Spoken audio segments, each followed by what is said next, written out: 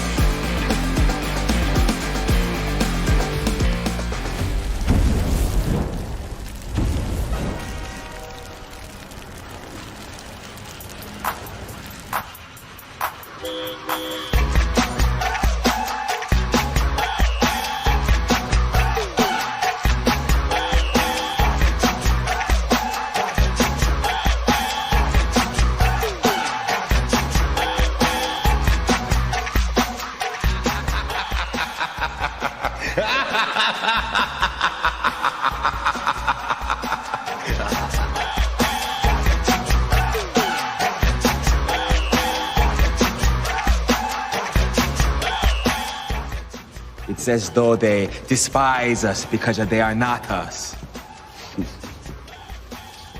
Hate us because they ain't us. Exactly. They hate us because they ain't us. Ladies and gentlemen, boys and girls of all ages, welcome. And thank you for joining us on this glorious evening as we embark on our journey on the road to glory. What's up, party people of the LSG, the party people of the SFL, and the party people of any other three-letter acronym that we can think up? But please don't be inappropriate, because if there's one thing we don't like on this show, it's being inappropriate. What's up? Welcome to Ride number 12 on the road to glory. Thank you for being here. Welcome. Saw like a bunch of you jumping in already. We got a hype train going. Holy smokes, look at that. Bullet Boletsky and Packer Fred, excuse me, and Gunny. Everybody pumping up the hype train. And speaking of train, how'd you like that whole Soto video? Come on, ride the train with the whoop, whoop, whoop, whoop. Dude, Soto's the man. That was badass. Anyway, welcome to the show. Appreciate you guys being here. Sorry I could not be here last week. Last week, my best friend was visiting, but also I just want to, real quick, I hate to start the show on a negative thing, but I do want to throw a shout out real quick. one of our Marine buddies, his wife, passed away on last Tuesday night, or Tuesday morning, maybe it was, of sudden cardiac arrest at only 49 years old. So I hope you can understand why I canceled the show last week. We had a lot of our friends that were getting together and conversing and stuff, and we just did not want to. I wasn't in the mood to do a fun show while we were, dealing with the death of a wife of a friend of ours. So I hope you guys understand. That being said, let me bring in my main man here, the guy who makes everything possible. He is the owner of Lone Star. He is my good friend. He's the man, the myth, the legend, Mr. Charles Doherty. Charles, what's up? How's it going? Haven't seen you in a couple of weeks. What's been going on? Good evening, Mr. Ambassador. You're never going to let that go. Sir? You're never going to let that go, are you? Never. You're always ambassador in my mind. In your mind? Well, probably everybody's mind. Oh, stop it. Just stop it. Just stop. Anyway, how are you doing? Doing good, man. Good to be here. That's good. Sorry you had to deal with that stuff last week, but I know your friend you're a good friend to him, so he's probably I'm still I'm actually in the middle of trying to figure out how I'm going to travel next Wednesday and do this show at the same time, so that'll be fun to kind of figure out as well. Hey, you know what? I can watch that Soto dance all the time. Can you? Like on an endless loop. Are you sure about that? I can. Are you wait? I just want to make sure you're 100% sure about that. I'm sure. Run it again, man. That's awesome. Are you? Because I don't want to. I'm not going to do it if you're not sure. The look on his face is priceless. Okay, so here we go. Right there. For those of you who missed it a few minutes ago. Woo woo!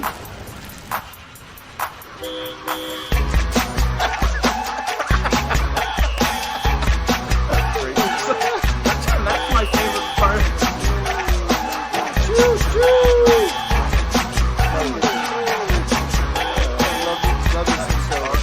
Love me some soda. But anyway, Charles, are you drinking anything tonight? I have. I don't know if you guys can see right here. I am drinking a 2018 Cabernet from Michael Davis Winery in Northern California. It's as though they despise us because they are not us. Rosé, and I just emptied that sucker. Hate us because they ain't Here's us. to Kaylee, my youngest. Thank you. Exactly. Right, they there hate we us go. because they ain't Thank you, us. Kaylee. Appreciate you hooking your dad up. Charles, you want to introduce our panelists tonight before we get into the Lone Store and all that stuff? You got allergies going on or something? Laughing from Soto. Oh, I got tears in my eyes laughing over that video. Wow. All right. So let's start in the blue corner. Oh, you're let's starting in the mix blue corner. Things up, okay? Okay, sounds good. You ready for that? On the panel? Dude, I'm ready for everything, bro. All right, so here we go. In Spanish, his name means crazy bald Cuban guy. In the SFL, he's known as playoff offensive coordinator extraordinaire, the Cuban Missile Crisis, Greg Soto. Hello, ¿cómo está todo el mundo? So What's up, everybody? Greg, we see a graphic, but we don't see you. What's going on with that? Well, I just wanted to point out, on the top left right there, you have my little guy there holding a missile. It says, "Get the missiles, bring the Cuban." We're doing that in the playoffs. Is that like leave the gun, grab the cannoli? Yeah. Okay. And then if you can see, my players there in the middle. And, last time I was on the show, Joe Boo, I was talking through Joe Boo, but Joe Boo followed me. As you can see, Joe Boo was all around me in the game.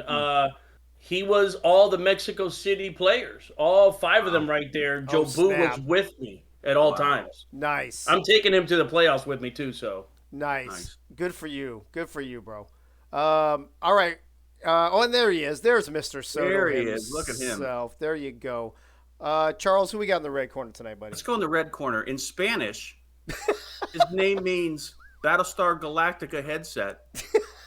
In Spanish, actually, is la sopa de alfabeto, which really translates into alphabet soup. That's true. Wait, It's so the wait, most so it's two successful- meanings? It's Oh, Battlestar for Galactica? fuck's sake. It's Battlestar Galactica. I'm gonna have a drink. Y'all work it out. It's Battlestar Galactica Apple Alphabet Soup. Hey, Charles, it's all you, buddy. Go ahead. Oh, really? Okay, so let's just say he's the most successful simulation football coach of all time Whoa. in Rhode Island. And In the SFL, he's known as a playoff head coach and co-general manager. Bear Claw himself, Albert, again. Albert, what's up? How's it going? How's your headset? And what happened to your face? Shaved it, and that's all I want to say right now. Cause You shaved your headset? yeah, I shaved my headset. Yep, that's how it works. No, I had to shave because I got a new job. Shit. Not here. Wait, you didn't get a new job here? Not yet. Oh, okay. All right. Golly, he looks sexy. I'm like, he looks like a completely different person. No wonder. Yeah. No wonder. He actually looks respectable. No wonder Tina was all up on him during the fucking sound check. I mean, jeez. Just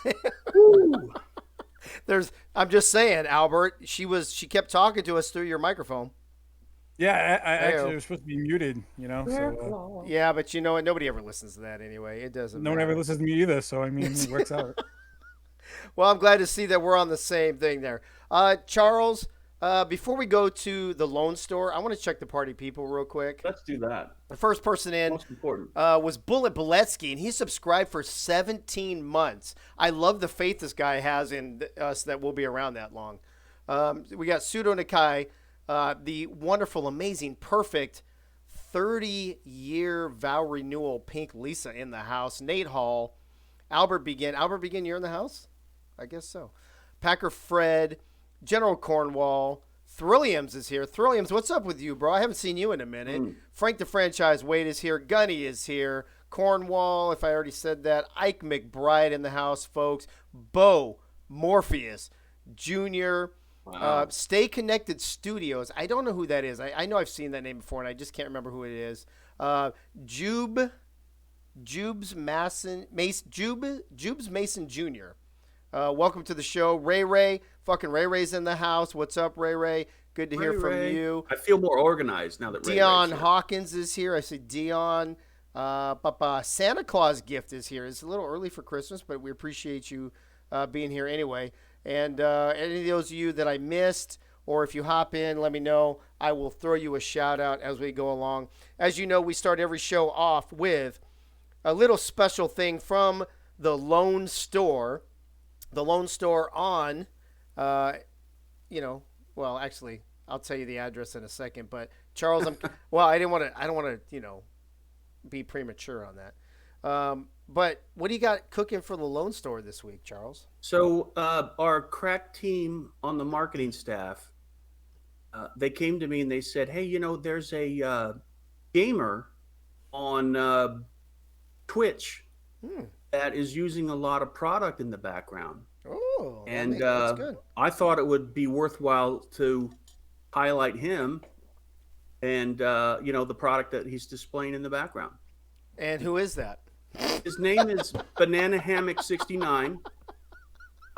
He's very popular in Twitch gaming. Some of the games that he likes to play are Baby Hazel Kitchen Time, High School Girls House Cleaning, College Dorm, and Princess Rivalry.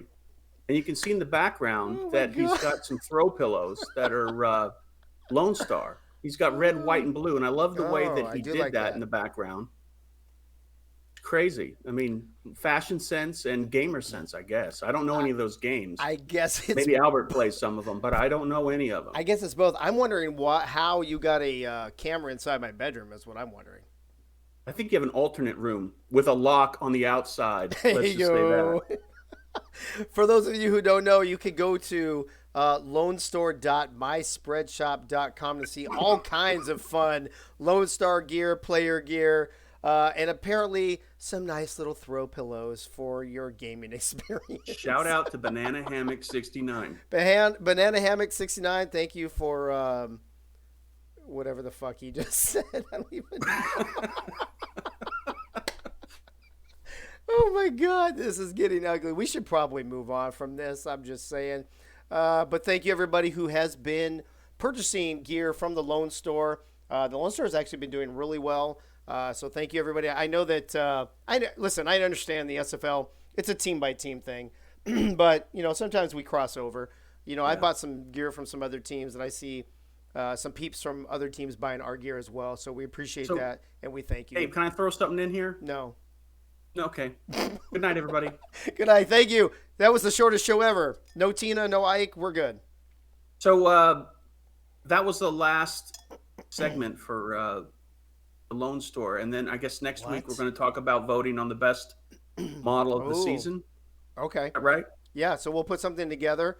Excuse me. And next week we'll vote on the best model, the best Lone Store model of this season. And I don't remember how many there are, Charles, but you just made me have to do more work next week. So yeah, and the winner gets an autographed album from Freddie with Turn Out the Lights and some of his other favorites. And some of his other favorites, which we should probably ask him about his other favorites so he can start singing those on the show. I think it's a good idea. All right, folks, let's the other thing that we always start the show with after we talk about the Lone Store is our first segment of Friends of LSG from around the SFL. As you know, we've got about 3 or 4 of those per show. And we always kick things off. We always start things off. The first friend in the house, first friend of Lone Star from around the SFL, is always my man, Bullet Beletsky. Charles Beletsky, Bullet. You got too many fucking names, bro. Sorry about that, Dave. That's all right. How you doing, man? Hanging in there, braving the chilly weather in New York City right now. Oh, I bet. Now, as most of you hopefully remember, we did not have a show last week. So these bullet points are from 2 weeks ago.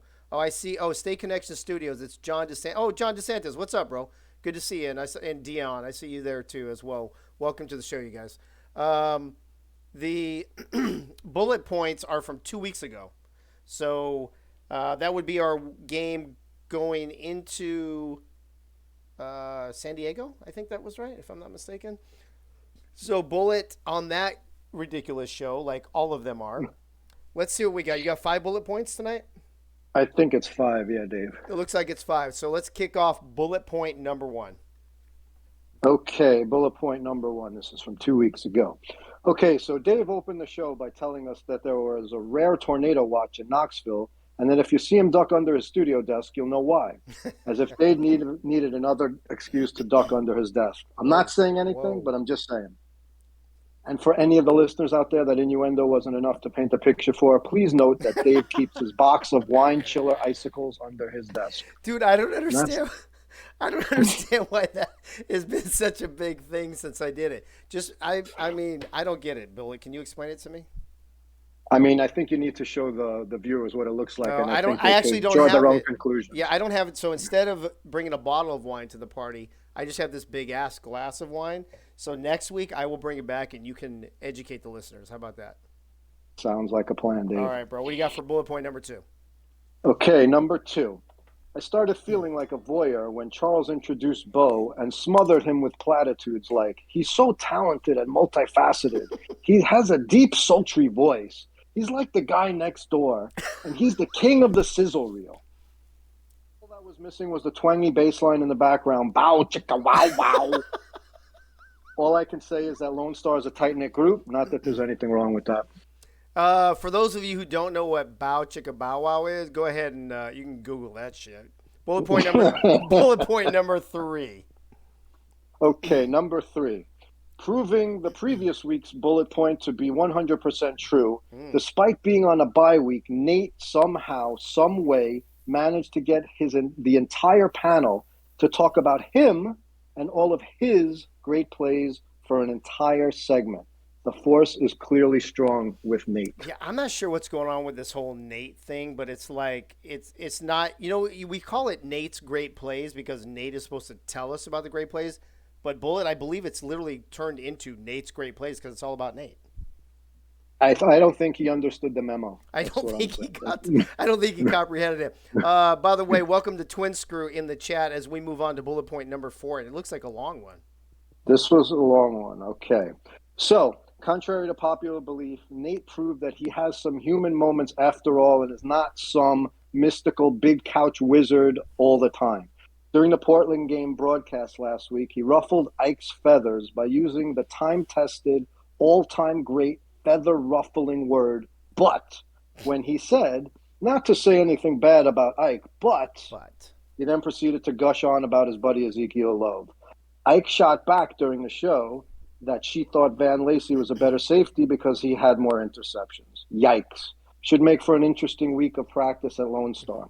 I tell you, following this Lone Star team this season is like watching a telenovela. So much drama and crazy twists and turns. Hey, we can't help it that we're just the center of all the attention all the time, Bullet. We're technically in that situation, I kind of feel like we're the victims. You know what? You might be right about that, I'm Dave. Just saying. You might be right. By the way, also, Albert Begin, I see your DM, and I don't say hi to you. I only say goodbye. Bullet point number 5. Number 5.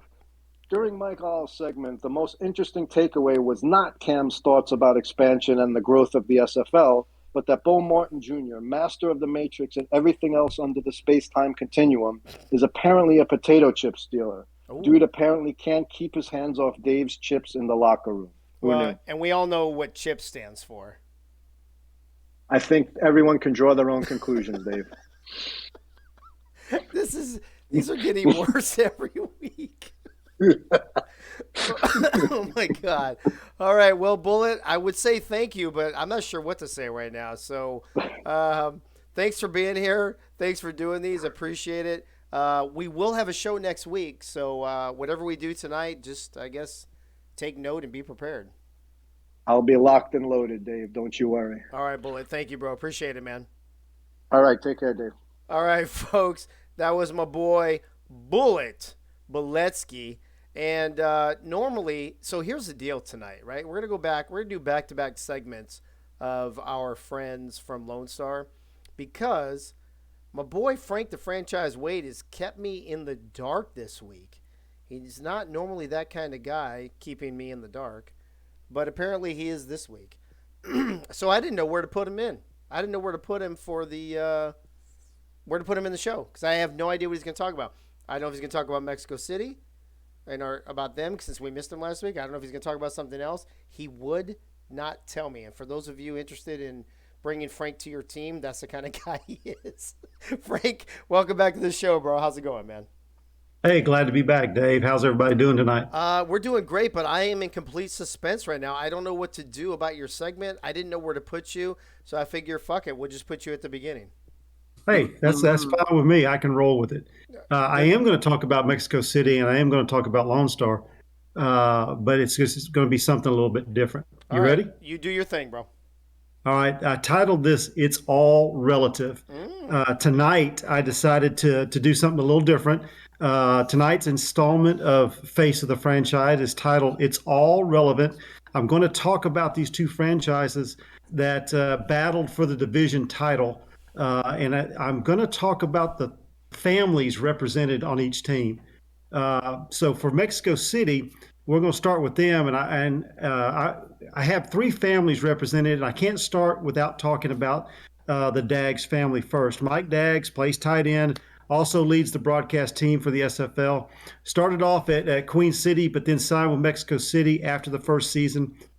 He has accumulated almost 6,700 yards. 56 receiving touchdowns. His player is one that I kind of targeted once I became a tight end to strive to be like. Mike is the father of the self-proclaimed better Daggs, Jeffrey Daggs. Jeffrey plays free safety, is also in his 9th season. 644 tackles, 222 assists, 69 interceptions, and 2 touchdowns. He started off in London, came to Mexico City as a free agent, the same time his father did. He ended up replacing legendary free safety Devin Cabrera when he retired and is now becoming a legend himself. The next family is one that I did not know about until I started researching, and that is Dan Tritz and Skylar Kingley. Skylar entered into the pros first with the Houston franchise, came to Mexico City the following season at defensive end. His father, Dan Tritz, was drafted in season 16 as a defensive tackle. In his short career, he has 79 tackles, 24 assists, and 29 sacks. There may be They may be the lesser known family on this team, but have made huge impacts in their time with the Aztecs. The third family is new to the team. The duo were drafted this past draft, with wife Angela Meerkat going first in the first round, and husband Derek going in the third round. Angela plays defensive end. So far, has 16 tackles, 4 assists, and 1 sack. Derek plays strong safety, has 21 tackles, 8 assists, 2 interceptions, and one of those taken back for a touchdown. LSG will not be outdone. Ace Finnick, Deuce Finnick are brothers. Ace plays quarterback, as you know, for the Glory, and I documented his stats a couple of weeks ago. This is his fourth season, with season 16 being his best so far, throwing for almost 3,700 yards and 25 touchdowns. It's no coincidence that Soto and Deuce were both added to the team that same season. Deuce Finnick plays wide receiver 3. His rookie season was his best so far. He has totaled 152 receptions, 1,700 yards, 14 touchdowns. Son-in-law to Ace is Ziggy Hronik. He was drafted by DC in season 16, moved to LSG as tight end 2, and then moved to wide receiver. He has accumulated 89 receptions, over 1,100 yards, and 8 touchdowns this season as his best season since moving to wide receiver. I've talked about the relationship between Charles and his sister-in-law, Ike McBride. I've mentioned how close they are, and Ike was the first female running back in the league. This brings us to another female on the team. Defensive tackle Tina Begin was drafted by Houston, then joined her husband in Queen City for a season, and they both signed with LSG. Albert Begin plays free safety, was one of my coaches when I played for Annapolis, and was one of the nicest guys I met coming into the league. Over his career, he has 373 yard tackles, 119 assists, 2.5 sacks, 24 interceptions, and 1 touchdown. James Troll has been around for 5 seasons, sitting out season 17 as a kicker, and spent the minors as a skill player. He is the half brother of Albert. He came back this season to kick for LSG. Bo Martin Jr. is the uncle to linebacker Jay Mart. Morpheus is in his 5th season, has 168 tackles, 58 assists, 9 interceptions, 1 return for a touchdown. His nephew is in his 3rd season, drafted by Jacksonville, came to join his uncle last season. He's got 189 tackles, 85 assists, 1.5 sacks, 22 tackles for loss, 4 interceptions, and 1 touchdown. Bobo and Rylan Caudill are the father and son combo that played together on the O-line. Bobo moved to D-line and is developing as a defensive tackle, while Rylan is still serving up some more pancakes than IHOP, playing at center. Surprisingly, to me, after all this research, Yogi and Bogey Bar are not related. What? Not only is this game has a family reunion feel that it had, it's a game for that division title, and it was a good game to watch. I got to tell you, the most shocking thing in there is that Yogi and Bogey aren't related. Are you sure about that? He told me not related, they're just old friends. Yeah, I think they've been best friends for 30-something years. But, Frank, I got to tell you, that game was interesting, right? So the first game we played Mexico City, we played in their house, and it was a close game all the way through, and they squeaked it out in overtime. And in this game, I mean, literally, we dominated them for like 44 minutes. And then all of a sudden, they showed up the last couple minutes of the game to make it that close, competitive game we were expecting. You, as an outsider from the Lone Star Mexico City rivalry, were you surprised? Were you disappointed until the last few minutes? What was your take on the game as you were watching it? I was not. What I wasn't surprised at was the comeback that they made. When I started watching the game and I saw, the offense clicking, the defense doing well, and everything, and LSG starting to run away with it, was not surprised at that. I was surprised a little bit at that, but then when they started coming back and making it a close game, I just had that feeling that it was going to be interesting. And they did make it interesting there at the end. They did make it interesting. Touchdown, onside kick, touchdown.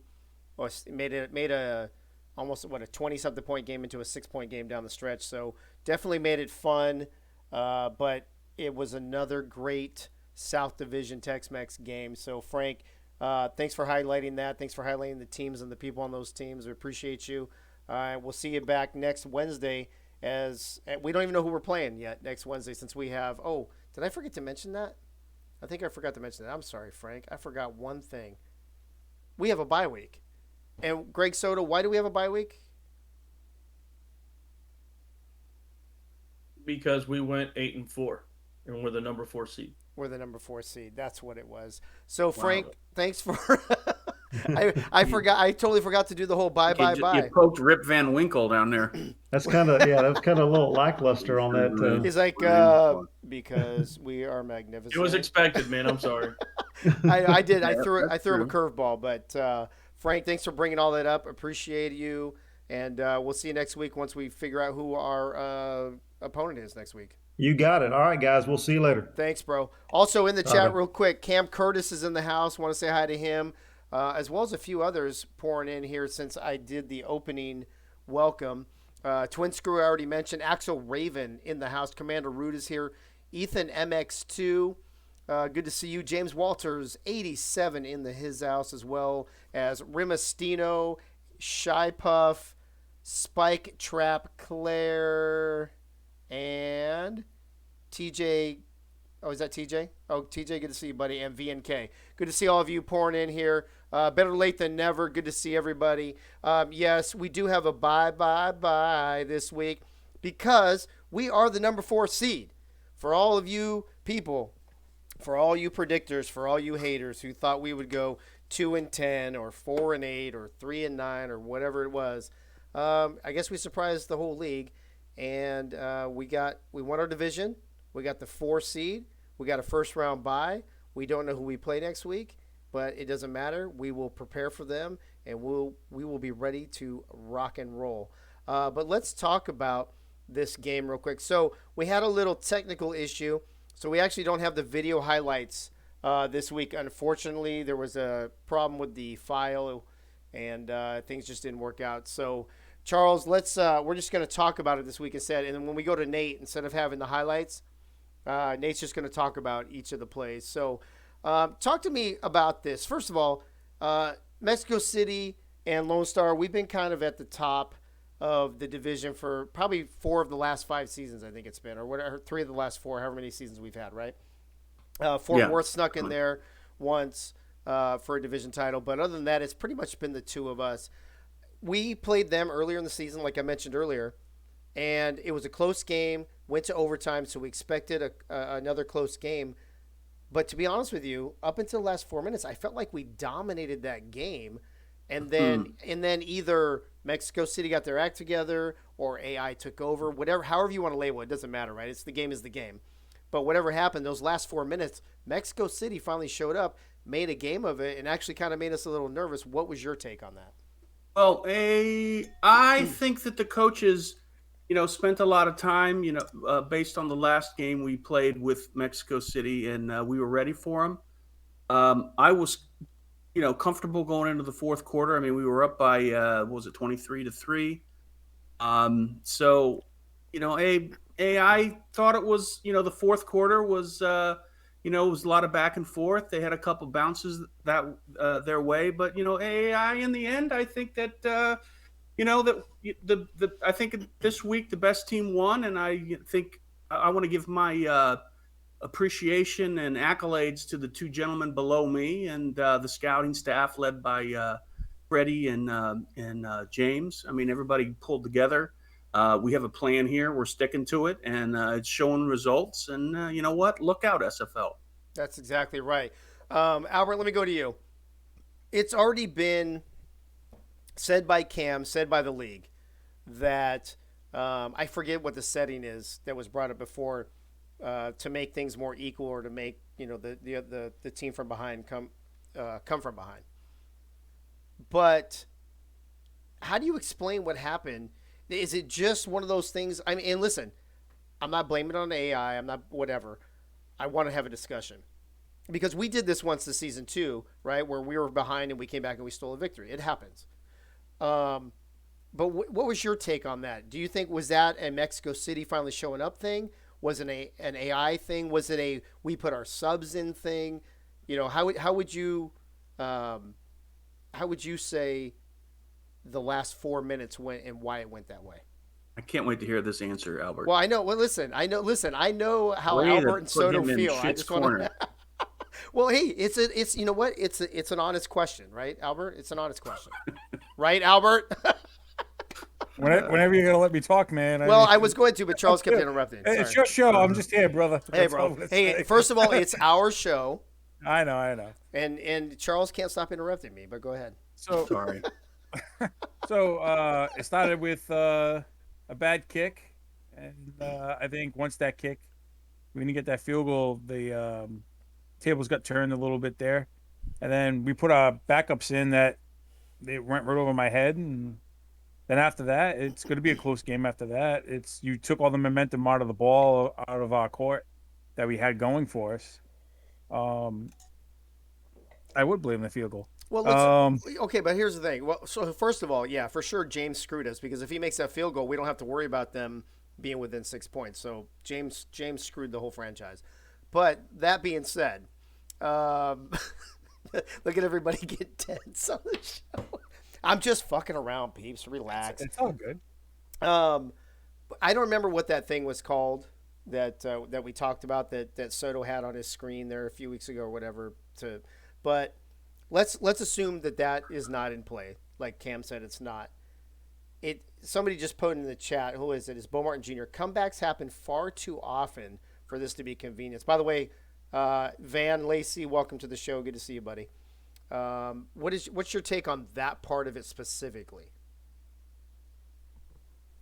Well, if the equalizer of equal terms of the game is not on, then I think it's just that the game plan just in the fourth quarter got flipped and they figured out the defense towards the end of the game, but it was just too late.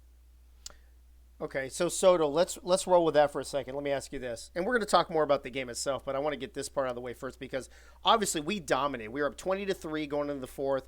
We were up 30-13 in the fourth, and then it's touchdown, it's onside, it's touchdown. Luckily you got 23-3. Thank or you very 23-3. much. So luckily you got that other touchdown, that extra touchdown.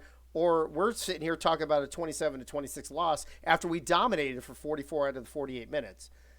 If the equalizer isn't on, and again, I'm only saying that because I want to make it very clear the league has come out and said it is not on. Is it just because all these teams, like we're all pretty even at the start of the season, right? We're all at max cap, right? We all progress about the same. Is it really just about being that even? And if it is, why are the teams like Portland and San Diego not that even? And if it isn't, why isn't it? And I know that's a loaded question, but Holy fuck! How the hell I know. are you Hey, doing? Yeah, hey, but- yeah, it was a I'm gonna be the Geraldo of the SFL. Yeah, it's the longest questions on earth. That's fine. You need to Yeah, start was the writing it performance down, Greg. It was the performance EQ that we were talking about before, and There then you just the legend sliders and things like that. So, I'll just say this: there's a whole combination of things that happen. We for however long, 40 minutes out of the 44 minutes, we dominated the game and kept them, bottled up. Eventually, does the AI in a game, does the script flip something with a decent team, a good team, a team that has been held down maybe for like the last 40 minutes? Possibly, there could be the script that does that. And, after we went 3-3, I changed my philosophy on some things. And, I took what Cam told me, or maybe not, didn't tell me, just said it in the game chat where, hey, if you want to win, coach better. He said win earlier in the game, I think is what he said. Yeah, win earlier in the big game and coach better. So I took that to heart. All kudos again, and I think somebody said it before. Albert, myself, and the other coaches are nothing without our scouting team. After changing our mentality, 7 weeks ago, uh, you know, including the bye week, and then we went 5-1 after we changed our mindset. And I really wholeheartedly believe that if I did not get injured against Vancouver, uh, please Vancouver, let's meet at the very end. I really want to beat you. I was hurt during that game. I think that 10-11 point game, I could have made a difference, and I was gone that whole game. And I really want a piece of Vancouver. I'll just call it out right now. I don't even care. Um, but I really do think that we probably could have gone 6-0 in the last 6 games. But that being said, it's just there's a whole combination. Like Albert said, the AI kicks in. You have a good team on the other side. It's been bottled up for 40 minutes. They get some onside kicks. On one of the occasions, we do have some backups in the defense. Albert's the only one there. His player gets burned, and then they get another. Then they get an onside kick again. Make it a game.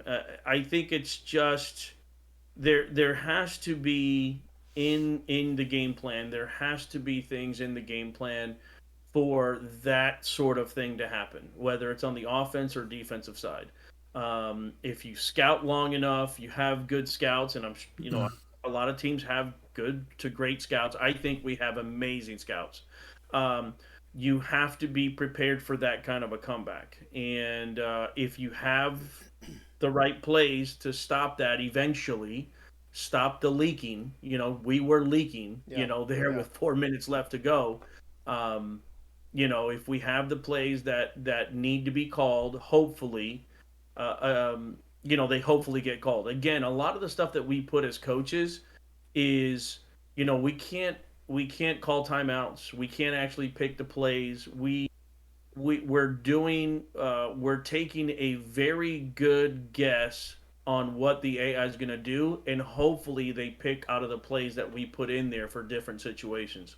Um, and that's it, really. I mean, that's all it boils down to. Why San Diego, has their record and they almost beat a bunch of teams. Why did Portland, not win more games? I don't know, because those two teams are hard as hell.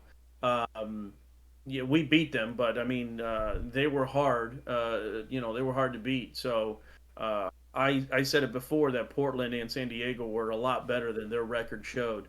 Um, but yeah, it's a whole combination, man. It's just really weird. I really do think that if the plays are in the playbook, eventually, and the team is built right, that's another thing. That's a That's a huge big point right there. scouting, having the team built right, having plays for certain situations on both offense and defense.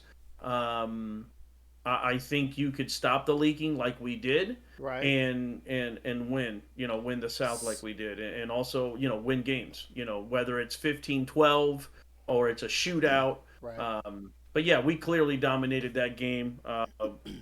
The last 4 minutes.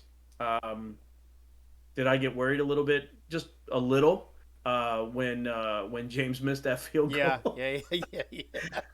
Because But other than listen, that, James it's missed all of that. It's a big combination of all that stuff. James missed field goal, Mexico City touchdown, onside kick, Mexico City touchdown. You can see the trend there. Charles, you chimed in a second ago on what Soto was saying here about how important the builds are. And so when you're talking about these teams, we said, listen, and like I said to Greg a second ago, we all are pretty much at cap, right, at the beginning of the season. Everybody's really close to the cap. We all progress pretty similar for the most part. So is that the key? Is it the player builds? Is it the progression that is the difference, along with the coaching? Is it a combination of the two? What do you think about that? Because I think personally, these come from behind. If it's not a AI thing, it's not a game thing. Then it just has to be a two equal teams and the other team showed up all of a sudden thing. Am I wrong, or what do you think? It's a combination of the playbook and a combination of how your players are built. If your players are built the right way, they're going to stand fast in the fourth quarter.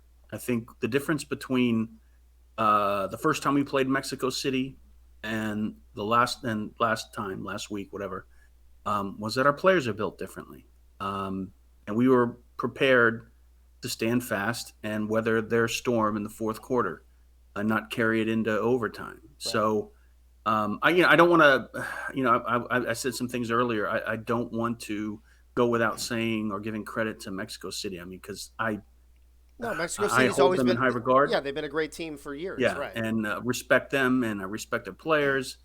And the coaching, they've done a phenomenal job, not just this season, but every season. But it was a good win, and you know what?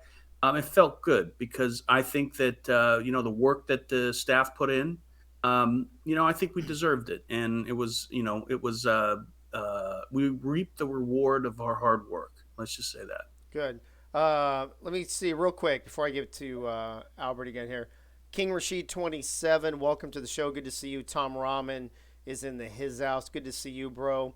One more Tick 742 as well. Glad to see everybody pouring in here as we're talking about our game with Mexico City, along with how the game works, how the game itself works late in the game. Albert, let's go. Let's talk about our defense for a moment. We had a couple more interceptions this week. I think Gunny had one. I think Evan Lacey had the other one. Freddie had a couple deflections. Our secondary, our linebackers have played phenomenal this season. Bo and Gunny, you, Evan, and Nate have been playing out of their mind. How would you rank or rate the secondary of Lone Star this season, league wide? And are you surprised by how well we've played this year? I'm not surprised how well we played. I think yet again it goes with character build. Everyone's doing what they're supposed to be doing, getting their guys where they're supposed to be going. As for defensively throughout the league, I think we're probably one of the best defenses out there. I'm not saying that we're the best, but we're goddamn one or two. Yeah. Our run defense, I'm going to give it to our linebackers. Our run defense and the front four have played phenomenal this season. Where running backs don't want to run the ball when our defense is out there. They rather toss it up in the air and let the secondary pick it off. Bo, I think he's very underrated, even though people don't throw to his way. It took him to come on here and call people out for them to actually challenge him. And when they did, they realized that he's number one. Nate is having a phenomenal year. He started at the end of last season. I'm gonna give it. Lacey is very sneaky. Everyone forgets about him, Sneaky and then when Lacey. when they do, he makes them pay. Yep. As for my player, I'm just there to help everyone else look better. Headbutts, slaps, whatever I need to do. But I want to give it up to the linebackers too. Freddie, Bogey, he's new. And J-Mart at the beginning of the season, and yet it's very easy to forget, he led the SFL in tackles for a linebacker. Give it up to him. As our front four, yet again, they're always getting after that ball. Yogi hasn't dropped off sides this season yet. That's a good. That's always a positive. So he's been working on that. Maybe get on some special teams. Not sure. I think he was a punter in college, Dave. I don't know if you ever heard that. Actually, this is really? news. This is news to me. Wait, tell me What, more. in college? Tell us more punter. about that. We've never heard that. Yeah. Wow. I think I seen him talking to that guy, our punter, a couple of times about it. I'm not really sure. But then again, we added a punter that's been huge. Let's give it up to a punter that instead of being on the 30 or the 40, we're starting off on the 20. Yeah. Even the 2-yard line sometimes. He is sexy. He is sexy. I called him sexy last week, and I made a fumble happen. And it got you a bullet point as well. It did. But offense. I'll stay on the defensive side and let Greg talk offense because that's what we usually do. But like I said, this year's defense, I rank it number 1 and number 2, hands down in the SFL. Yeah. I think we're very underrated when it comes to the passing. I don't know how we stand in interceptions for the whole team, but we should be up there. Yeah, I would think so. I haven't looked it up, but You can't forget Bobo. I mean, I said the front four. I didn't even say my no, wife. I'm saying, here's the thing about Bobo and Tina. My wife's over here has my hand. oh my god! I knew Tina was controlling him like a puppet. There it and is. Tina, There is the proof. There's the Thanks. proof. Thanks. they are making noise on that line to the point where it's opening up the gaps for the linebackers to do what they're doing. Correct. I mean, You are correct, you Charles. can't. You have to give out props to the entire linebacking core, and Bogey is, he's playing above and beyond what we expected. But man, those two defensive tackles are just really if you look at the tape, they're really causing havoc. I mean, it's crazy. I want to. And I want to. you are correct, Charles. I want to welcome Cards 35 and Goals official Tom Krieg. Good to see everybody jumping into the show. Like I said earlier, better late than never. Nacho, what's up, Nacho? How you doing? Congrats on your guys' new show. I haven't seen it yet, but I plan on watching the video on demand, and I've heard good things about it. So congrats to Fort Worth and Nacho on you guys' show that you guys have been doing recently as well. Soto, let me wrap up with you when it comes to Mexico City and Lone Star. But let's talk specifically about the offense, and let's talk about when Ace throws 3 touchdowns and only one interception and gets sacked only once, and Ike rushes for 100 yards, how hard is it to beat us?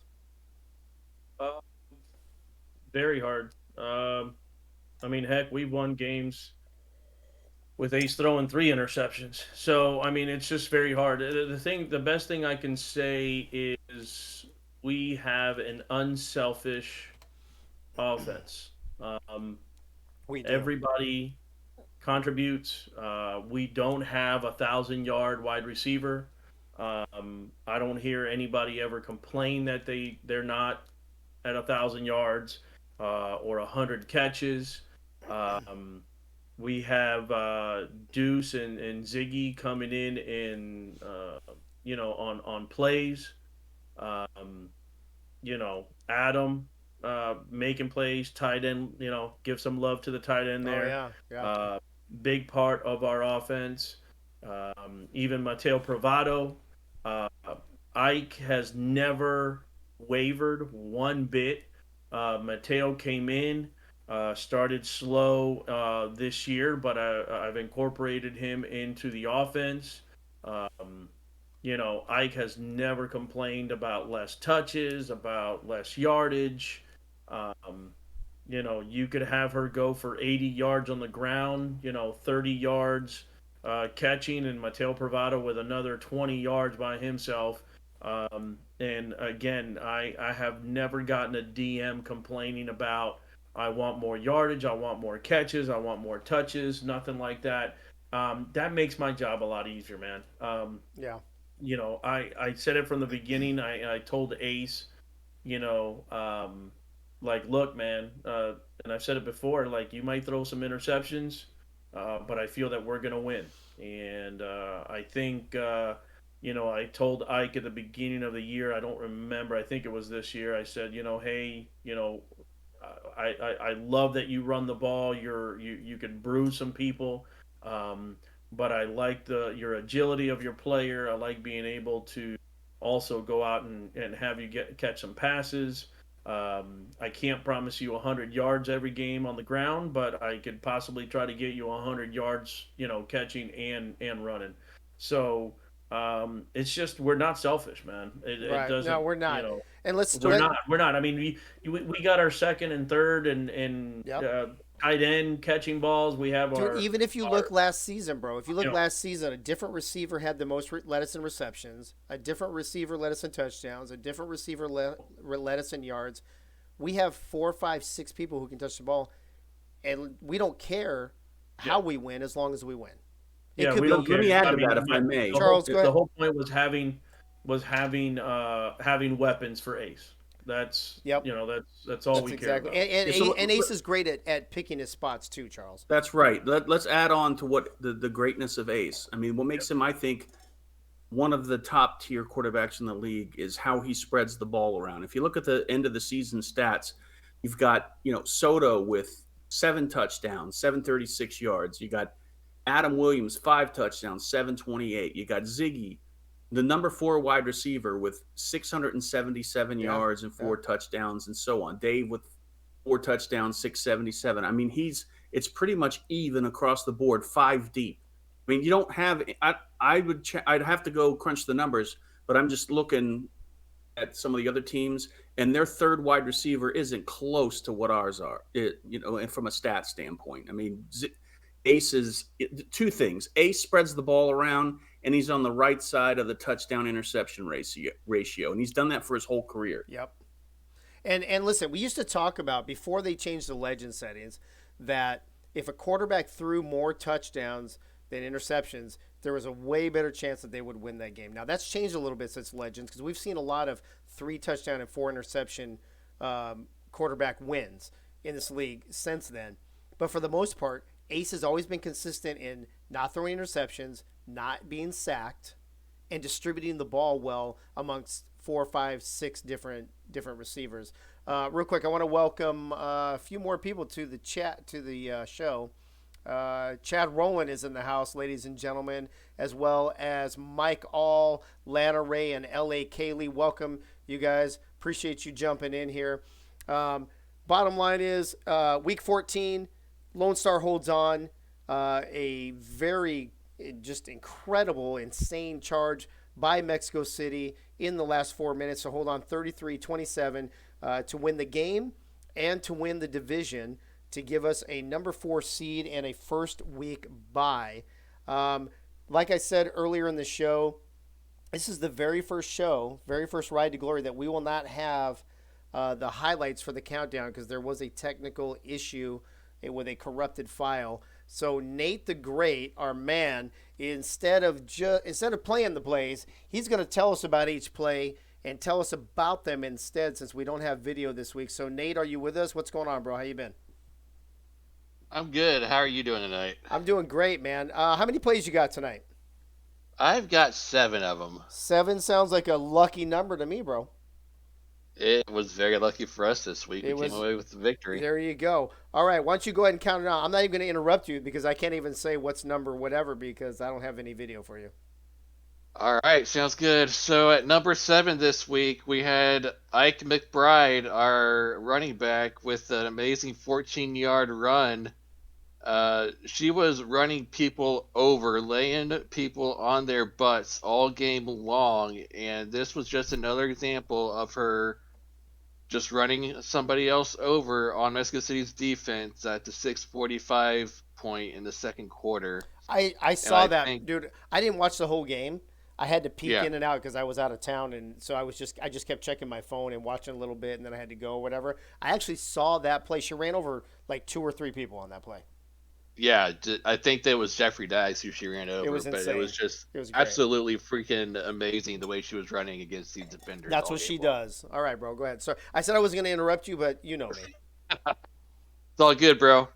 All right, so at number 6, we had one of our non-star players making a play this week, but it was all thanks to a play that one of our star players made. So our cornerback, Bo Morpheus Jr., got to a pass from Matt Wilson, got a tip right before he went out of bounds, and tipped it back inbounds to a waiting Eugene Oberon, who intercepted it, and that was at the 3:15 point in the second quarter. Nice. That was number 6? That was number 6. All right, go ahead. At number 5, you got our main man, strong safety, Albert Begin, who forced the fumble, and then Gani McGuire was right there to recover that fumble that Albert forced. That was at the 9:07 point in the first quarter. I saw that one too, bro. That was nice. That was freaking amazing. It was sweet. At number 4, Ace Finnick. Sweet pass to Greg the Cuban Missile Soto. 20-yard touchdown pass at the 3:15 point in the third quarter. And that pass, the reason I chose this one, Ace fit this ball in between 2 Mexico City defenders in the sweetest spot ever to get that ball to only the point where only Soto could get that. I actually, dude, I didn't see that one live, but I saw that on the YouTube replay, and that was sweet. That was freaking amazing, and Soto just did an awesome job to. I think that was the one where he dove down to grab that one. He just did an awesome job to get down and grab it. It was great. Go ahead. All right, at number 3, the Diva himself makes the list. Wait, what? Ace Fennec to the Diva Dave Axis 24-yard pass at the first play of the fourth quarter. The reason I chose this one, Axis one-handed grab snag over the Mexico City defender for a long gain of 24 yards. So, Nate, I'm not sure if you actually saw on that play. While I was reaching out with my right hand to catch that pass, I was waving and saying, "Hi, Albert," with my left hand. Because Look at me. Because Albert loves when I catch in one hand. Two hands, Dave. Two hands. He probably well, if you didn't catch it live, then you probably didn't see. He wasn't watching you waving at him on the sidelines because Albert the entire game was talking to me on while the offense was on the field. While the defense was on the sidelines, he was talking to me about how I need to play better in between our defensive possessions. So, we'll talk about that Albert guy after the show. But go ahead. Right. So he was talking to me on the sidelines about how I need to play better. So he wasn't watching the offense the entire game. Albert's so fired. All right. At number 2, the ace to deuce connection that's been there almost all season long. This completion was just so amazing. And I'll tell you why here in a second. It was a 16-yard completion at the 6:05 point in the first quarter. The reason why this was so amazing was because Ace shook off a Mexico City D lineman and still found a way to complete it to his brother Deuce. Dude, he escapes better than almost any quarterback, I think, to be honest with you. He should have probably another 6 sacks on him this season. Yeah. But he just knows how to shimmy. He knows how to shake. He knows how to shake and bake. He knows what to do. Right. And the number 1 play of the week this week. Oh, wait, hold on. I'm sorry. Bo Martin Jr.'s already said it in the chat. At number 1, Nate Hall. No, I did not make the top plays this week, you guys. Wait a minute. What? There's can't be. Am I actually talking to Nate Hall right now? Yes, you are. Oh, my God. I did not make the top plays this week. And actually, I know we're not doing the top plays for San Diego for last week, but there were 13 top plays for that week. That's a show in itself. And I only made one of those 13 plays. That's that was unbelievable. Has Kendra been picking the plays the last 2 weeks instead of you? Humanity. No, that was all me. She had no say in them. All right. What's number 1 for our game against Mexico City? All right. The number 1 play for the Mexico City game, our free safety, Evan Lacey. Oh, Evan. I love with it. his amazing one-handed over the shoulder interception at the 3:50 mark in the third quarter. That was just the most amazing interception I've seen out of him all season long. If you didn't see the highlight of this one, you have to go back and watch it because it was just outstanding, the play he made. And then on top of that, he ran it back for at least 20 yards. I'm telling you, I think if you added up all the top plays of the week, I'll bet the secondary has gotten the top 1 or 2 plays more than anything else this season. That's how great they've we've been playing lights out. Yeah, it's been unbelievable. Amazing. Nate, how was the punting? It was good. It was good. Yeah. They've been fighting their way to the top 8 or 9 consistently the last few weeks. Hey Nate, maybe at the end of the season we'll do the top 3 best punts. What do you think? That sounds good. Or top, or maybe top 2. It depends how many good punts there really are. That's funny. Anyway, Only Nate, if we could get the video of LA sites from the back end, from the backside. Oh, well, that wouldn't be the first time. Hey-o. All right, you wish, Nate. you wish. All right, Nate. Thank you, buddy. Appreciate it. We'll see you next week. I don't know what you're gonna do next week because we don't have a game this week. So you got to make. I've got an idea, and I don't know if you're on board with this, but we've had DM me.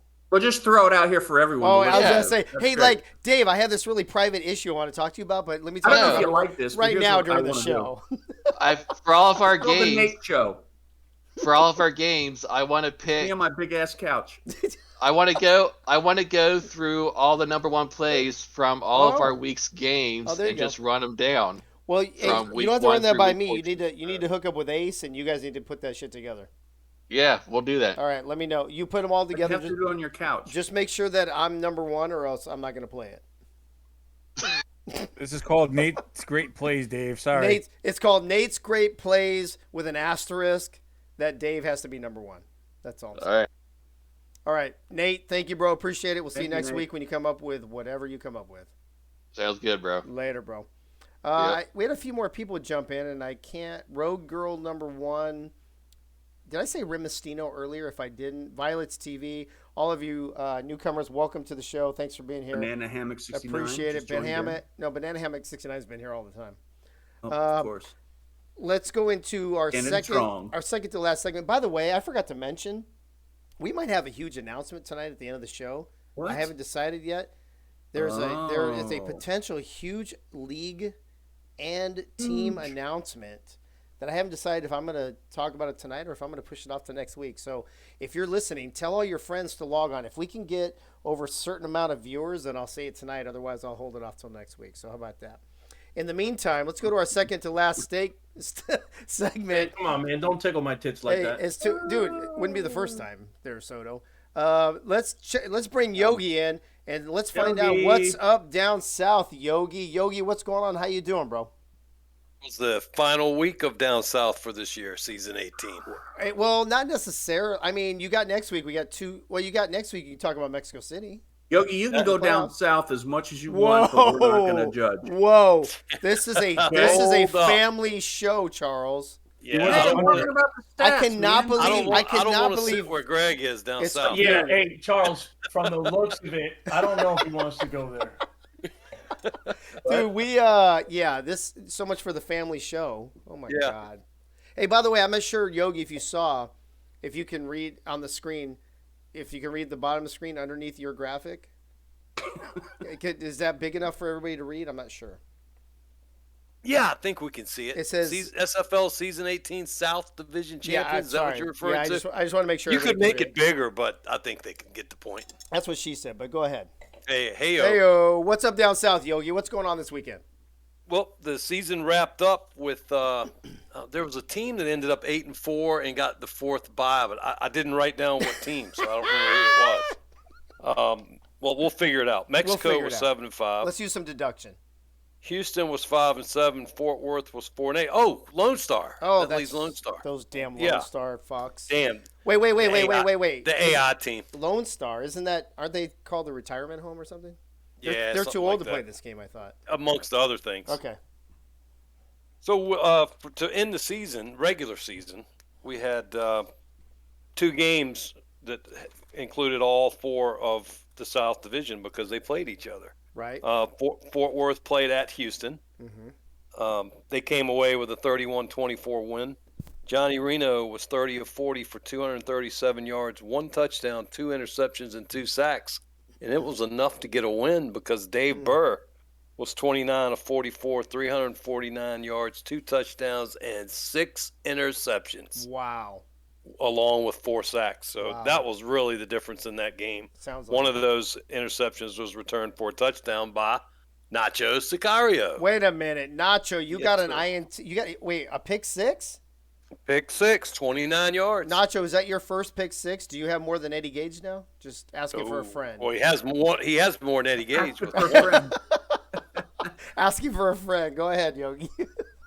I mean, that was really the synopsis of that game. Was the interceptions just totally changed that game, and we went over our game pretty heftily. Yep. Putting in that second string, I thought it was more like in the 6-minute mark when our second string defense went in. Had a big bearing on that game. I thought, it started with the missed field goal, and then they just exploited all those holes with generics out there. We all came back in for that last drive and ended that game. Thank goodness. How do you, Yogi? Let me cut you off real quick. How do you feel about that whole? What I feel is a substitution, a subbing too early situation in the AI of this particular game. How do you feel about that? We've seen it before. I think it's too early, and just there is no control from the coaching staff, so there's not a lot you can do, a lot you can plan for. It's just part of this game. It's a 2007 game. Yeah. But I knew it when I got in, so I have no complaints. Okay, go ahead. We held Phoenix Jones to 7 carries, 18 yards though in that Amazing. game. That was a big to do. Setting up to where they had to throw the ball, and most of the time we had the right defense in. So that was just my take on that question you were asking everybody. I thought it was the early substitutions had a big bearing on it. Right. So what I've prepared for this week, since I'm not just going to go, weekly best players, I'm going to give you your stats leaders for the regular season in the South. Ooh, okay. Matt Wilson was 331 of 450 for 3,923 yards, 32 touchdowns, 28 interceptions, and 11 sacks is all he took. Of which I had one last week. Ace Finnick was 347 of 490, 3,679 yards, 26 touchdowns, 23 interceptions, 22 sacks, and he was the 7th rated quarterback Ace overall. was sacked 22 times this season? Yep. I'm shocked by that, actually. Dave Burr led the South in sacks. Yeah. He got sacked 25 times. Wow, okay. All right, Jason Williams, another fantastic year, 291 carries, 1,451 yards, 15 touchdowns, another 62 receptions for 339 yards, and 3 more touchdowns. He was the 4th rated running back in the league. Brad Jones had a great rookie season. He was 252 for 1,362, 16 touchdowns, and he chipped in with 69 catches, 321 yards, and 2 touchdowns. Great rookie season. As usual, DR Sim led the receivers, 72 catches, 1,383 yards, 9 touchdowns. I'm completely shocked by that. Yeah, I know. 3rd rated wide receiver in the league. Jacob McCall was 69 for 1,099 and 5 touchdowns. We flip over to defense. Number 1 tackler was David Harrell, 117 tackles. He was tied for 2nd in the league. Love that guy, by the way. Yes. Joey Schwint had 7 sacks and 3 half sacks for 8.5 sacks. And Dan Tritz, who Frank talked about earlier, had 7 sacks and 2 half sacks for 8 full sacks. Jeff Duffy led with 19 tackles for loss. He was 3rd in the league. And Alex Perez had 16 tackles for loss. KT Harrell led in pass defense with 15. Josh Rowe, as he did all season, led with 12 interceptions, 4 returned for touchdowns. Albert Begin led the South with, he's listening, 2 forced fumbles. What? Only 2? 2. James Troll led with field goals made, not missed. He probably led that too. He was 23 of 28. Cade Stevens had 3.9 yards of punt return. It's just tough to return punts. Jeffrey Daggs had 1 return for a touchdown. And Deuce Fennick led with 29.5 yards per kick return. And Greg Soto led with 1 kick return touchdown. So that's how the South wrapped up on all the players this year. Nice. Regular season. Thank you, Yogi. Appreciate it. Congrats on everything that you accomplished and we accomplished this season. But we'll see you next week when we talk about. Yes, sir. I guess we're just going to only talk about Mexico City next week, I guess. There we go. There you go. All right, bro. Thanks, man. Appreciate it.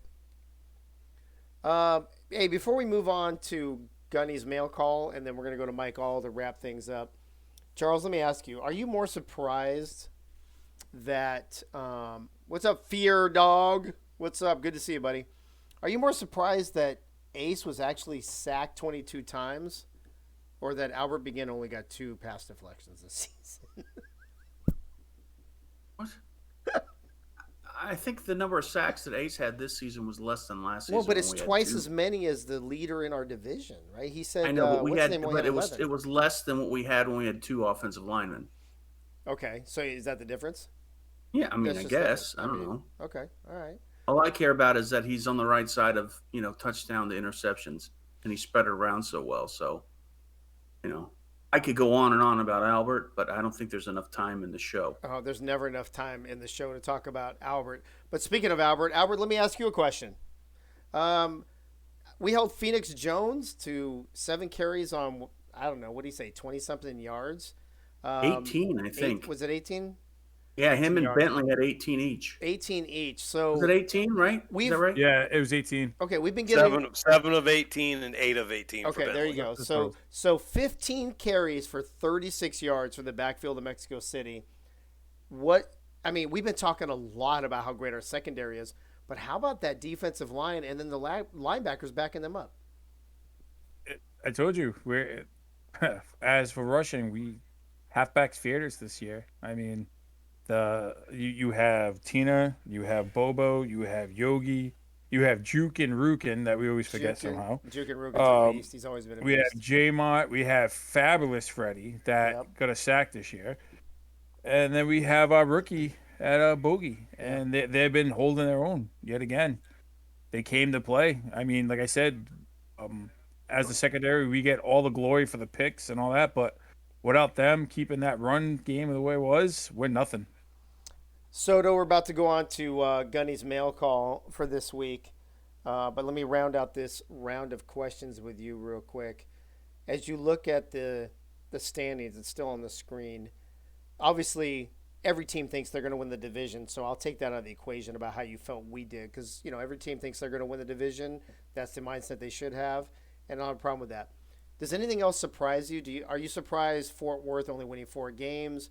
Are you surprised Houston not making the playoffs? Are you surprised that Mexico City didn't get a higher seed? What's your most surprising thing in the Tex-Mex division this season? I'm surprised that we didn't go 9-3, and that Fort Worth ended up 4-8. I really like our division. I think we all have strong teams. There's certain games where all of us look unbeatable. Whether it be Mexico City, Houston, Fort Worth, and not just this season. I mean, I'm talking even in past seasons where it's always nice. Look, we're going to represent Mexico City and Lone Star. We're going to represent the South in the playoffs. But it's always nice, when you go into the playoffs, heck, it'd be nice to have 3 teams in there. So I'm kind of surprised that, either Houston or Fort Worth weren't at 6-6 going in. I mean, at 6-5 maybe going into the last week of the season and fighting there with Mexico City, for a playoff spot. Fort Worth just winning 4 games, they're better than that. They are better than that. I thought they would be, either. I thought they were going to probably go 6-6 this year and be right there in the playoff talk. That's kind of surprises me, a little bit. Besides us not going 9-3. Right. I want to welcome Eddie Gage to the program. Eddie, good to see you, buddy. Nate Hall in the chat. I'm surprised at Houston's implosion the last 3 weeks of the regular season when it looked like they were going to make the playoffs. That's actually a great point, Nate Hall. It's very interesting as well.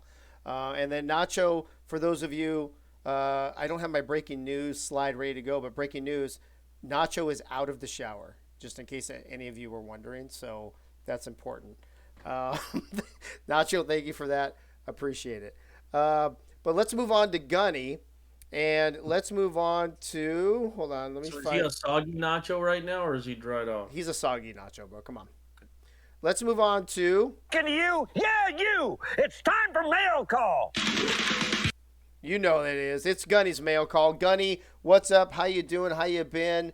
Missed you last week, but I assume that you are still doing well. Everything is good here. I hope you're doing good as well. Are you?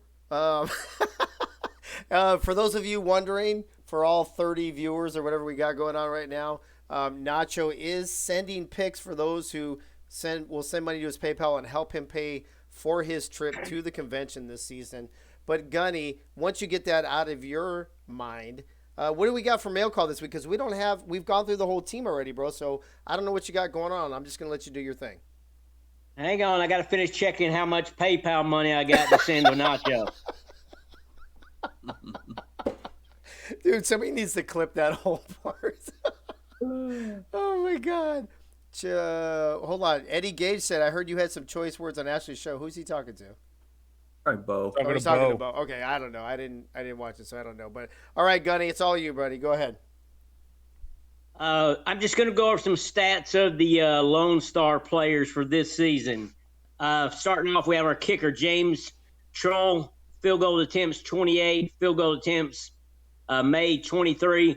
I wish I knew what the long was. I believe he kicked one maybe 58, 50 yards, 51, something like that was his long of the year. Our punter, L.A. Sitz, he had 41 punts.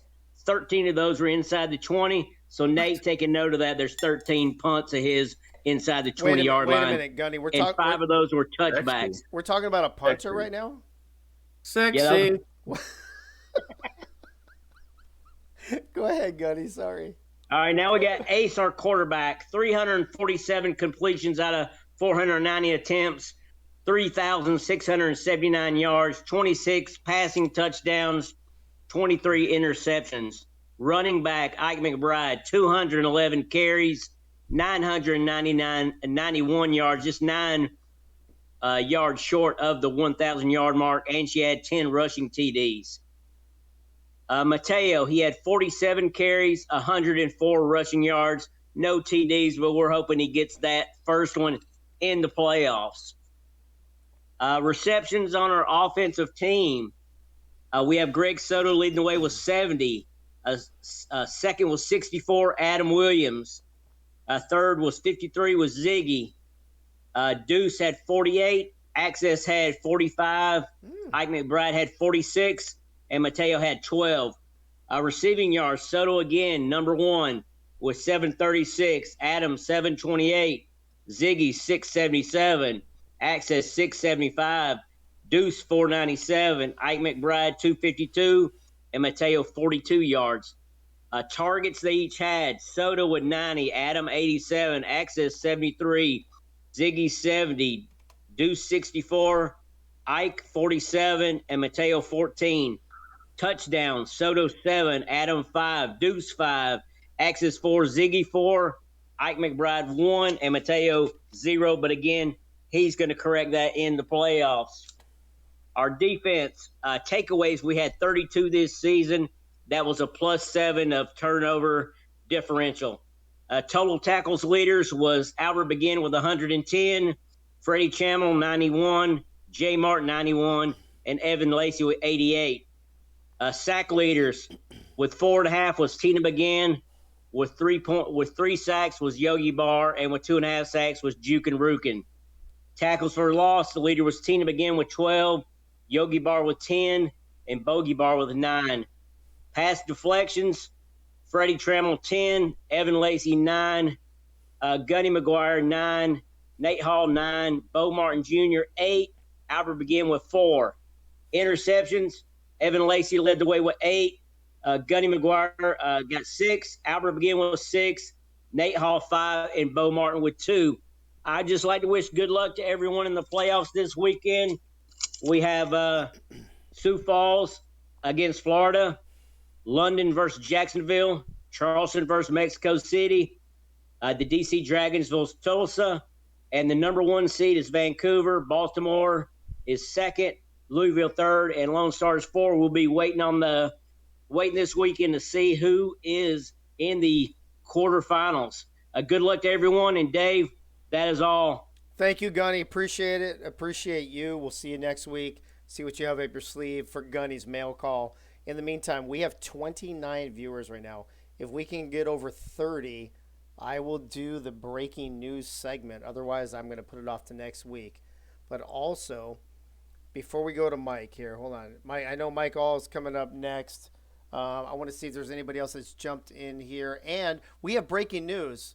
Other than the breaking news I'm talking about, apparently we are going to have a new LA Sites t-shirt in the Lone Store that says "Punters Go Deeper." So just be on the lookout for that after this week.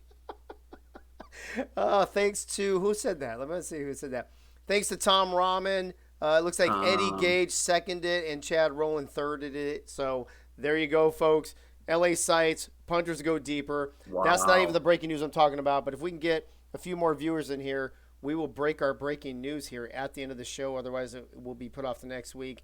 But while we're waiting for that, and while we're waiting to see if anybody else wants to join us for this little party that we have called the Road to Glory, let's check on Mike All and see what's going with Mike All. We know that Mike All is all dat and a bag of chips. He never tells me what he's going to say, but the only prerequisite is that he always is eating a bag of chips. So let's see what he's eating this week. Mike, what's up? Welcome back to the show. What are you eating? Hey, Dave. I got something different this time, Dave. What is that? Speedy Choice. Speedy Choice. Come from the Speedway gas station franchise. Cheese fries. That looks similar to something else. Chips. That looks similar to something else you had this season. Yeah, it looks like a bag of chips, Dave. I've had them every week, Dave. Well, there's that, I guess. But didn't you already have some kind of cheese fries or cheese bacon thing or something? Well, yeah, the cheddar bacon, but you know cheddar what? Bacon. This See? potato chips.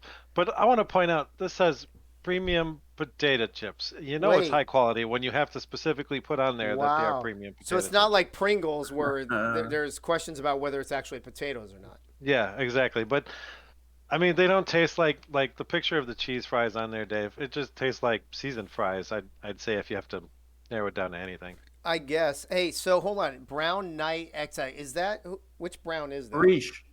What's that? Is that Harish? Harish. Wait, yeah. Harish is in the house? Yeah. I think it's the first time all season Harish is tuned in. Are you kidding me? That's insane. Harish, welcome to the program, bro. Good to see your name after a long time. So, Mike, what do you have for us tonight? I know that the last few weeks, this has been the longest segment of the show. And as Harish says, hi, Dave. Missed you, buddy. I missed you too, bro. Hold on a second. Harish, I got something for you. There you go. Sorry, Mike. If Harish comes in the room, I get distracted. Sorry. No, I get it. You've been the longest segment on this show nearly every week. Are you planning on doing that again? Are you planning on being the longest again tonight? Dave, it's all up to the SFL gods as to how long this segment goes. Okay. Well, let's lay it on us tonight, bro. What do you got? Well, before I get into the topic, Dave, I haven't heard you mention it at all. Oh, shit. But I just wanted to say congratulations on going 8-4 and getting the 4th seed in the playoffs. Oh, by the way, you know what, Mike? Thank you for bringing that up. In case you hadn't heard earlier in the show or at all, Lone Star won the South Division. We have the number 4 seed, and we have a bye this week. Thank you, Mike, for bringing that up. I didn't want to let the listeners go without hearing that at least once.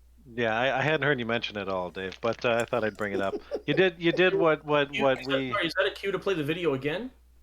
I don't know. Wait, hold on. First of all, there should be no video. There should only be chips. Hold on, before you answer the question, Mike. No. Before you answer the question, Michael, Greg Soto, what video do you mean exactly? Oh, the video, the choo-choo video. I don't understand. What? Do it live, Greg. Do it live. Yeah, like you gotta do it. Come on, you gotta do it with your. Come on. Woo, woo. Oh yeah. Woo, woo.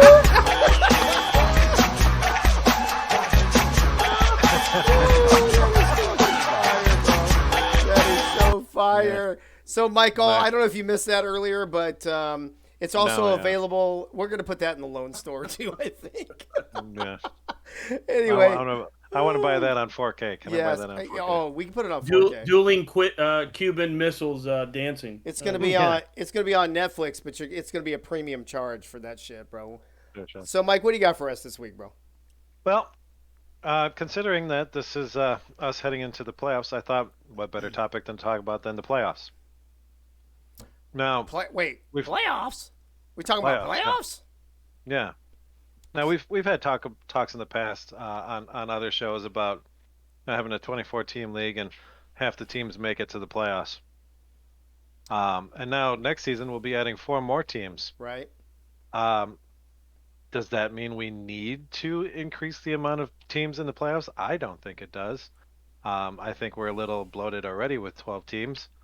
But yeah, I thought we'd bring it up to the panel what their thoughts are as to how the playoffs should be handled going forward with four more teams now in the league. Okay, so let me say my piece, and then I'll pass it off to Charles, and we'll go around the horn here real quick. But personally, I already think one of the reasons I don't like the NBA anymore, and I haven't for many years, is because half the teams make the playoffs, and some of those teams are sub 500 teams. Now, this is a great season in the SFL because it's the first season that we haven't had a 6-6 team make it, right? Only 7-5 teams and above have made it. 2 games above 500 and above have made the playoffs, which is great. But that's not the norm. The norm is we have 6-6. We have 500 teams. Basically, a team that has lost as many games as it has won has been playoff worthy. I think it's too many. What I personally think is, since we're going to 28 teams, I think we keep it at 12, so at least you have less than half the teams make the playoffs. That's my 2 cents. Charles, what say you? Yeah, I mean, I've always been against the number of playoff teams that we have, and I know the reason why they want to do it, because they want to extend it longer and keep the interest in the league expanded throughout the year. But it rewards mediocre teams. It does. Into the playoffs. I think the playoffs needs to be something special. You make it into the playoffs, it means you're above 500 or well above 500, and you've done a good job. If we add more teams and we add, I mean, I think the league's gonna add more playoff spots. I'd be shocked if they didn't. But I would go I would go with 8 playoff teams, but that's me, and I'm probably just a handful of people might agree with me. So Soto, two things then. One, Soto, Charles just made me think of something. I personally don't have an issue with the top 2 teams maybe getting a bye, right? You've played your ass off all season. Like for this, if you were talking about this season in particular, if it was only enough teams for Vancouver and Baltimore to get a bye, I would have been okay with that. I don't think we should add any more teams, but you are a soccer guy, as am I. And they don't have playoffs in soccer. You have a long season, you win all your games, and if you win the table, you win the table and you're the champion, right? Doesn't that speak usually how it is, yeah. Right, but doesn't that speak to the point that in football, baseball, basketball, SFL, whatever, there should actually be less playoff teams and not more? Yeah, and the season does mean something, and the regular season. And I'm in agreement. I'm in agreement with what you said and Charles. Even though Charles says he would like it to go to 8, I'm fine where it's at. Even if you add more teams to the league, I think it just should just stay at 12. It just makes it even more elite, to be able to make it to the playoffs, being that there's more teams in the league, but yet only 12 spots make it into the playoffs. I think it should probably just stay where it's at. I agree. I think right now, Albert, we're already pushing the envelope having 12 of 24. So if we add 28, I think 12 actually is a good balance for that. And let me use this example too. I think March Madness is the best sporting event on the planet. I think it's so much fun. It's the best 3 weeks of my year. However, the week prior to that is conference championships, where you have a 12th ranked shitty team that maybe won 1 or 2 games, and all they have to do is go on a 3 or 4 game winning streak, and all of a sudden they're in the tournament. I think it's wrong.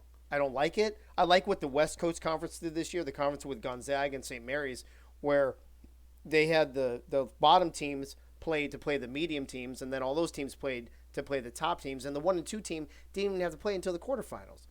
There has to be some sort of reward, be it in the SFL, be it in the NCAA, be it in any league, where what you do in the regular season actually matters and it counts and it benefits you in the postseason. Yes or no? Sure. Sure. I mean, I think with adding the 4 teams, I think the strength of victory of every game is going to matter a lot more now. So that's going to put a lot more pressure on a lot of the coaches and stuff too. So I think keeping the cap 12 is excellent because now it's going to make games worthwhile to actually watch. Those games that shouldn't really matter, but they're going to now because of strength of victory. So I put in. I don't remember where it was. I know. I'm pretty. I know it wasn't to the owners per se. It might have been to the league where I actually put in something that said we should have kind of a tiered system, and if you only make it to a certain record, you don't make the playoffs. So the amount of teams, Charles, that make the playoffs changes every year, right? So in let's say we have 24 teams, and this year we had 12 teams above 500, so 12 teams made the playoffs. But next season, only 8 teams were above 500, so they make the playoffs. Is that a fair system, or do you think it's a little too confusing, too convoluted? What do you think about that? As long as it's less teams, I'm cool with it. Okay, Greg, what about you? Sorry. Well, no, I mean, let's be honest, because I honestly have a problem with let's all, and I'll ask this to all four of you. If a 5-7 team makes the playoffs in the SFL and they go on a 3-game winning streak and now they're the champions of the league, is that right? Soto, I'll start with you. Is that right? Crap. No, I don't think so, man. I think you should have at least a 500 record, or better to be in the playoffs. I see what you're saying about, if you keep it a certain amount, like 12, there could be a possibility where a 5-7 team, I don't know, could possibly make it. I don't know. I do remember in the NFL, what was it? I don't remember how long ago it was. The Seattle Seahawks. They had either a losing record or they were just under 500, and they ended up or at 500, and they ended up going into the playoffs and winning their division, which was crazy. I don't know how long ago that was. I kind of remember that because it was being spoken about like on Sports Center and stuff. No, I don't. I don't like it. If you got a losing record, I mean, look, can it happen? Yes, but I feel that you shouldn't be going into the playoffs and all of a sudden, so basically what, you're sandbagging the whole season, you're taking that, so Well, not no, only that, but at I least think there's more to be 500 said. record. Soto, I think there's more to be said on what you do over a longer period of time than what you do over a shorter period of time, right? Yeah. Over 12 games, if you go 5-7 and then you just happen to go on a 3-game winning streak, should you be the champions of your league? Yeah, no, I don't. I mean, I don't think so. I think we should just keep it. And going back to what you said, I think you should just keep it at a flat number, like 12, no matter how many teams you put in the league. Keep it at 12 because then, I mean, you're talking about another, 3-4 weeks added to your season. The more teams you put in there, the more, the more possible weeks and more time, then you have to spend even more on that. So, right. I mean, I think the league has found a nice time frame for the whole league, regular season and playoffs. I think even by adding the 4 new teams, I think they should just keep it at 12. Keep it at 12. So you like the playoff schedule where it is now? Yeah, that's fine. Okay. Yeah. Albert, what about you? Number one, do you like the 12-team playoff schedule where it is now with 24 teams, and do you think it should stay like that at 28? That's my first question. I think it should stay the way it is at 12, and the 28 is fine. How do you feel? Go ahead. I'm sorry. Go ahead. No, go ahead.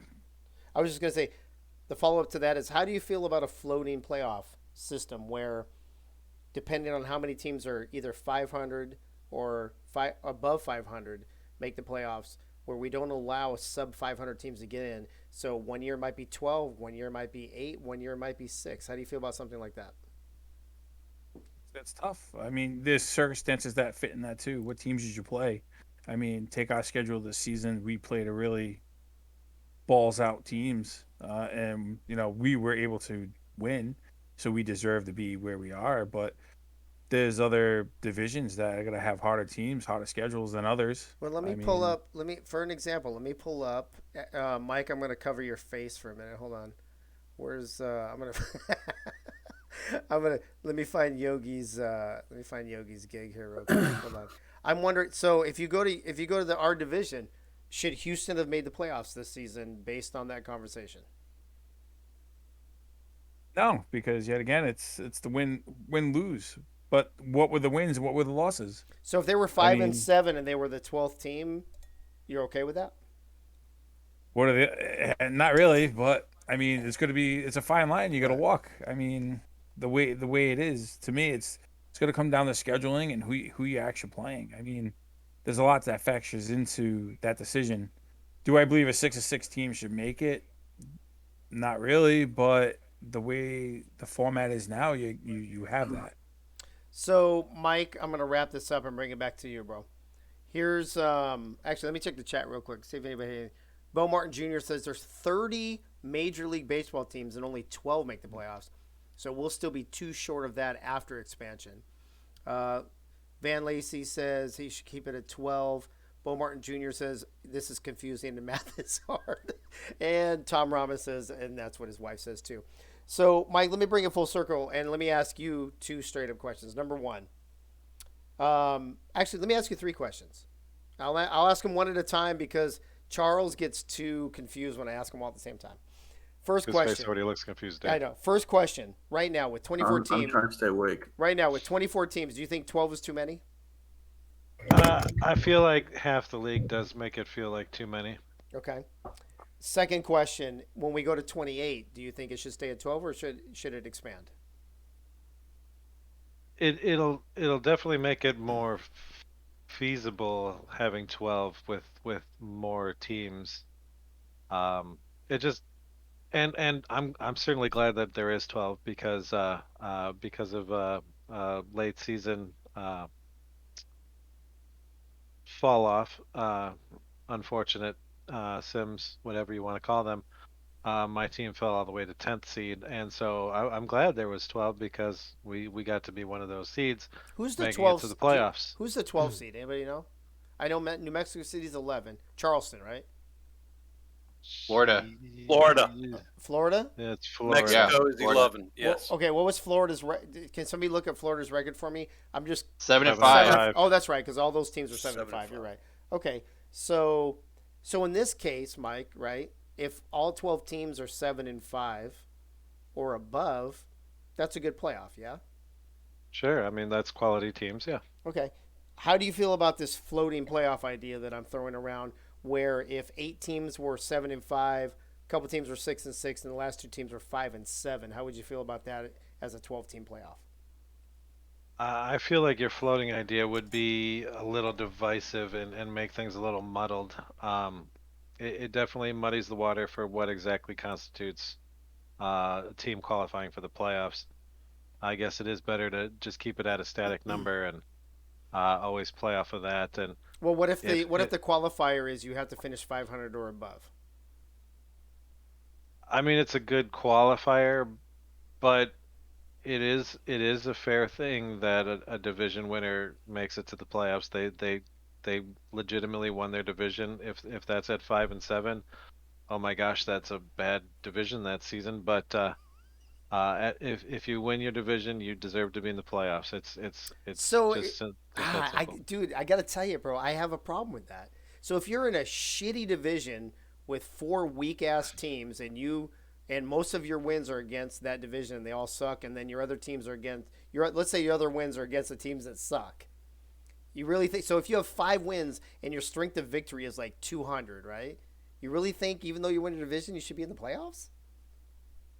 I mean, that's only fair for a division win. You won the division, Dave. You deserve something for winning the division. I guess. So here's the, and we're not going to talk about this. I just want to leave this as food for thought. So if a second place divisional team finishes 8-4 and a divisional winner is 5-7, I just don't see how the 5-7 team should have an advantage. I just don't. I don't see it.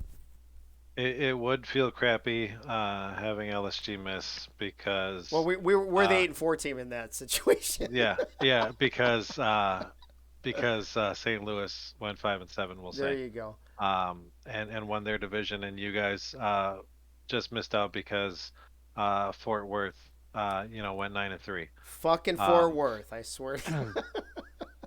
So it fucking would, Nacho. It wouldn't be a good look, but all right. Fort Worth deserved to be there, and you didn't. So I get it. And listen, I know. Listen, we all have different opinions, which is great. I love the discussion. I personally don't think any sub 500 team should ever make the playoffs in anything. I hate that the those teams that go 5-20 in the fucking NCAA tournament and go on a 4-game winning streak, win their fucking conference, and go to the big dance. I think it's ridiculous. So I guess I'm more soccer. I have more of a soccer mentality where I think the regular season should mean more. I'm not saying there shouldn't be a playoffs. I agree there should be a playoffs, Mike, but I think it should only be the top tier teams that get to go to the playoffs. I mean, it is definitely better when you have the best teams playing the best teams. That's for certain. I concur, Mike. Thanks for always bringing the heat, the good topics, sometimes the controversial topics, and the chips. Next week, you should bring a dip. I do bring a dip. I'm right here, Dave. All right. Well, chips and dips with Mike, Michael. What do you rate those chips right there? Where do those go in your top 10 from last week? Good point, Soto. You know what? The seasoned fried taste of it is actually not bad for a generic bag of chips that has to advertise that they're a premium potato chip. I'd say it definitely gets to the top 6. Really? All right. Yeah. Wow. Okay. 26, 27, 20. All right, Mike. Thank you Dave, for Dave. Whoa. Hey, Yogi, what's up? Let me pipe in here for a second. Go ahead, I want to ask you a question on this topic of the playoffs. Bring it. Okay. I was on that show that we did all the scenarios with the 16 different possibilities with those Saturday games.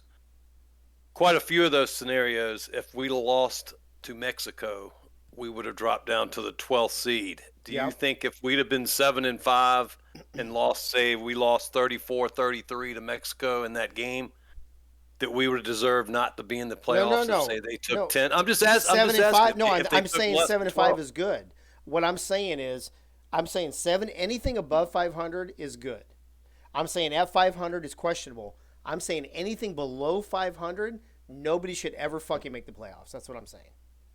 If you're a 5-7 team, you should never make the playoffs. Seattle wouldn't have that one year. They were 7-9. Well, you know what? Then I've got one word for that. Fuck Seattle. There you go.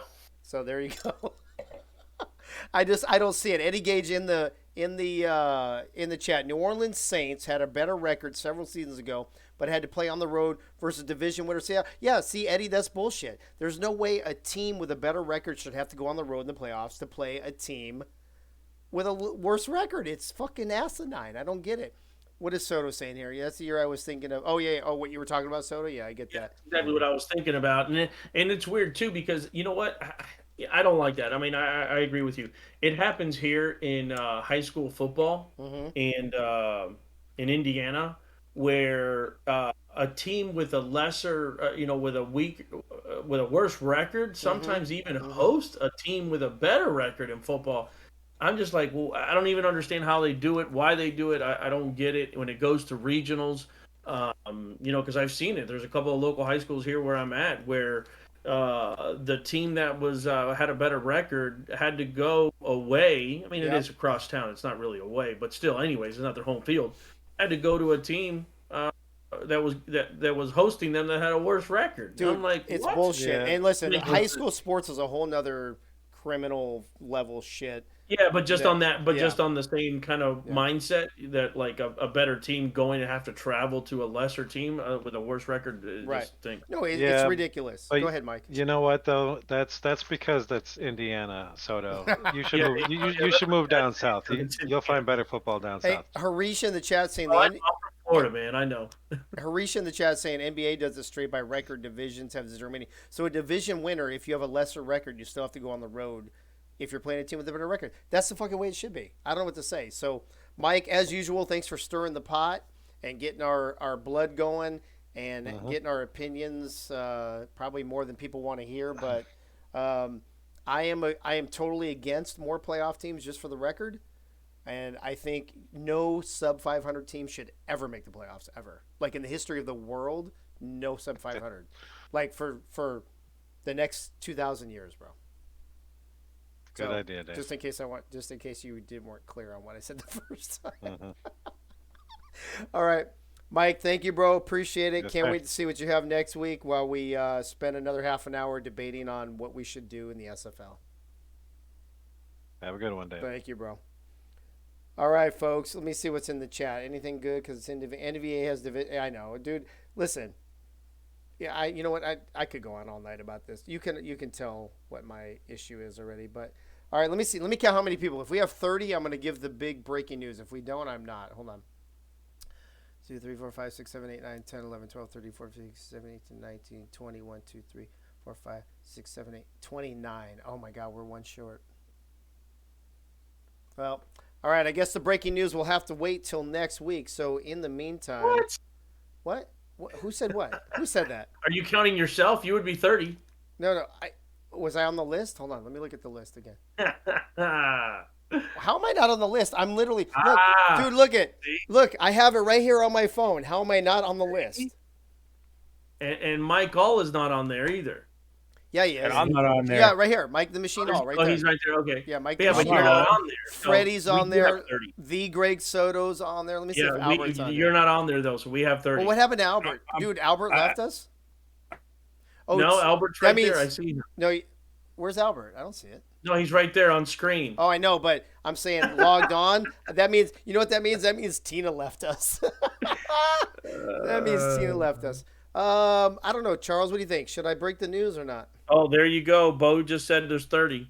There's not 30, bro. I'm looking at it right now. Actually, according to the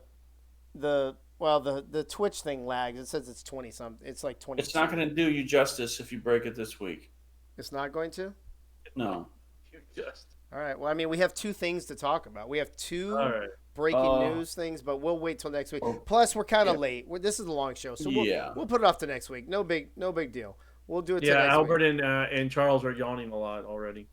Well, Charles been asleep for the last 20 minutes already. So, anyway, all right, folks, let's wrap this shindig up. I wonder if Nacho's still. Let's look and see if Nacho's still. I bet Nacho went to sleep.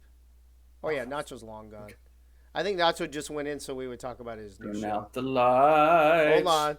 Hold on. You are way premature, Charles.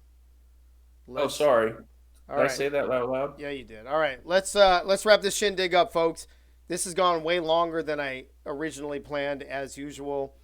We end every show with the same few things. Number one, most importantly, the murder of Evan Lacey, missing. He went missing 12/17/19. He was found murdered on 1/3/20. If you have information or if you are in need of information, you can go to findourmissing.com/evanshope or Facebook, find our missing Evans Hope. Also, there are rewards. Now, this particular graphic says there's a $1,000 reward. I know it's up to, last I heard is total combined with all the people that have chimed in, I think it's at least 8,000. It could be even more at this point. I'm not sure. And does the money really matter? I mean, if you know anything about this, you should fucking do it for free, right? You should do it for absolutely nothing. But in case you do know any information, there is a reward. Also, I always want to read this every week. Imagine this. You have been ambushed by cowards and killed, thrown in a vacant lot for so long that your parents aren't even allowed to see your body again. Wouldn't you want someone to speak up with any information available? Of course you would. Of course you would. And I would hope that all of you would do it for free. Here at at Lone Star, we're all a lot of military guys, and we support the military. We support Objective Zero. We've done fundraisers and things with them for the last 3 seasons. We appreciate them. We appreciate the work they do. As all of you know, the lovely, amazing, perfect pink Lisa is the Tennessee State representative for Objective Zero, and they help all veterans that have suicidal tendencies, and the work they do it's priceless. Special thanks to the party people: Ace Fennec, Frank the Franchise Wade, Gunny, Bo Martin Jr., Bullet Boletsky, Nate Hall, Yogi Bar, Mike All, Fab56, Freddie, Charles, Soto, Albert. The list goes on. And what's on tap next week? Ride number 13 on the road to glory. We got the party people, of course. We'll do our playoff breakdown against whatever team we're going to play. We will talk about the Lone Star. We're going to have a vote next week about which is the best Lone Star. What is it, Charles? Is the model? Is that what we're doing? Yeah, the best Best of the season. The best Lone Star model this season. Yep. We'll have mail call with Gunny, of course, Frank's franchise segment, all dat in a bag of chips, bullet points, Nate's great plays, hopefully with video, What's Up Down South Yogi, and of course, what we're about to listen to right now, Fab 5-6, Freddie's farewell. Freddie, what's up? How you doing tonight, Dave, Charles, Albert, Soto? Should I let Charles sing the song for me?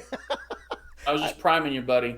Okay, there you go. Well, as our old buddy Dandy Don would say, here we go. Turn out the lights, the party's over. They say that all good things must end. We'll call it a night. The party's over. Until next week, we'll party again. Good night, everybody. That was perfect. I love the little twist there, Freddie. Attaboy. Thank you, everybody. Appreciate the all the party people in the chat. Let me throw some last shout-outs here real quick. The lovely, amazing, perfect pink Lisa is in the house. Albert Begin, Aton, Avasmafor. I don't know what the fuck that is, but Bob Funk, Bo Martin Jr., Bullet Boletsky, Commander Root, Chad Rowland, Eddie Gage, Gunny McGuire, L.A. Kaylee, Laced Up, Lacey 2, Lana Ray, Mike, The Machine, all. Packer Fred, Remestino, Rogue One Girl, Randy Ferguson, my man from Palm Springs. By the way, Randy Ferguson, for those of you who know about, Lisa and I are doing a 30-year vow renewal next month. Randy Ferguson is the officiant. He is going to be our officiant for that. Santa Claus Gift, Shy Puff, Spike Trap, Claire, Pseudo Nikai, the Greg Soto, Tom Robin, V&K, Violets TV, Harish is in the house, Frank the Franchise, Wade, and Yogi. Thank you all for tuning in. We will see you next week right here, Wednesday night at the same time, 9 p.m.